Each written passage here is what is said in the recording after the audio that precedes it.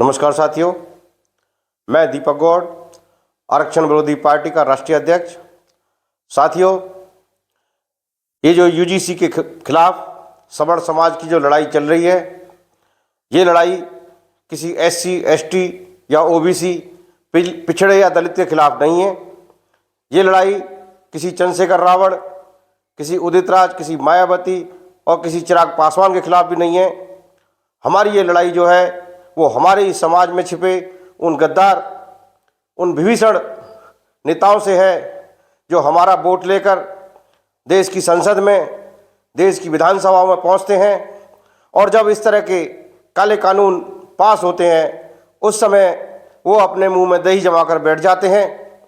आज किसी भी लीडर की आवाज़ नहीं आ रही है, इक्का दुक्का को छोड़कर।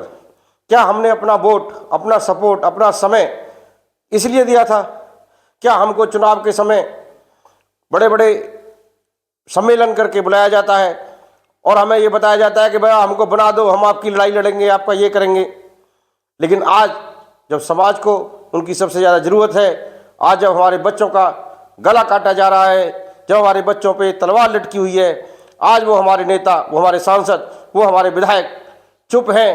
यहाँ तक कि कोई आवाज़ किसी कोने से नहीं आ रही है। मैं तो इन गद्दार नेताओं से, चंद्रशेखर रावण जैसे और ओबीसी जैसे नेताओं को मानता हूँ। कम से कम वो अपने समाज के लिए लड़ तो रहे हैं, वो अपने समाज के लिए आवाज़ तो उठा रहे हैं। लेकिन आज हमारा एक भी नेता, एक भी लीडर, कहीं से कोई आवाज़ किसी की नहीं आ रही है। साथियों, मैं आपसे एक ही बात कहना चाहता हूँ, आने वाले समय में ऐसे नेताओं को, ऐसे समाज के विभीषणों को आपको सबक सिखाने की ज़रूरत है। आने वाले चुनावों में इनका तख्ता पलट करने की ज़रूरत है। आपको और हमको सबको मिलकर ऐसे नेताओं का चयन करना है जो आपकी आवाज़ उठाए, आपके समाज की बात कहे, अपने जो कौम है उसकी आवाज़ को उठाए। ना कि इनकी तरह सिर्फ चुनाव के टाइम पर टिकट ले आते हैं कि मैं बीजेपी से टिकट ले आया, मैं कांग्रेस से ले आया, मैं फलानी पार्टी से ले आया, और आकर हमारे बीच में हमको एक कार्यकर्ता के रूप में इस्तेमाल करते हैं। हमारा दिन रात चुनावों में लगवाते हैं। यहाँ तक कि बहुत से साथी पैसे से, हर तरीके से इनकी मदद करते हैं और इनको जिताकर विधानसभाओं में, लोकसभा में भेजते हैं। लेकिन जब समय आया है, आज ये सब घरों में मौन बैठे हैं। दोस्तों, ये कोई पहला मौका नहीं है जो ये इस तरह का मौन धारण किए हुए हैं।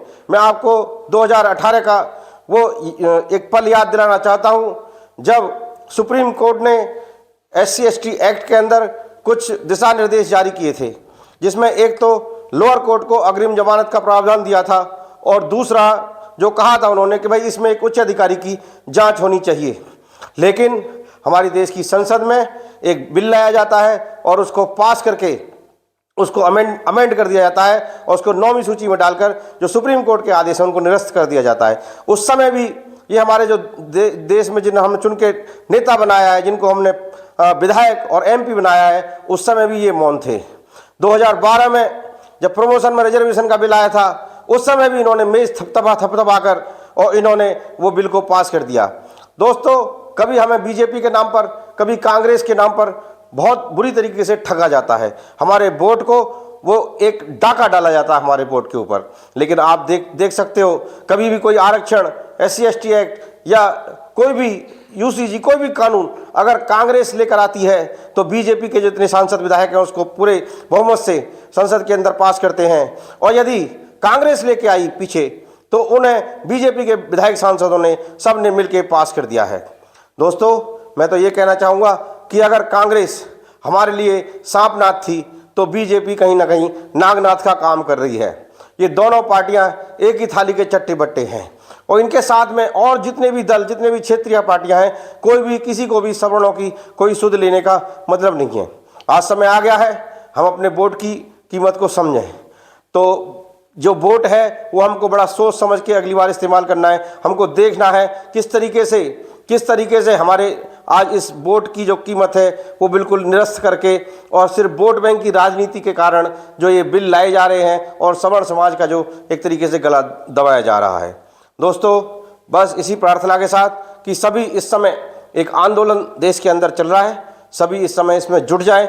जहाँ जहाँ पर भी सभाएं हो रही हैं, जहाँ जहाँ पर भी जिला मुख्यालयों पर प्रदर्शन हो रहे हैं या कहीं दिल्ली में कहीं से भी आपको कहीं सूचना मिलती है तो आप उसका हिस्सा जरूर बने, क्योंकि ये समय आवाज़ बुलंद करने का है। आज जो सवर्ण समाज जाग रहा है, कहीं ना कहीं यही आने वाले समय में हमारी ताकत बनेगा। जय हिंद, जय भारत।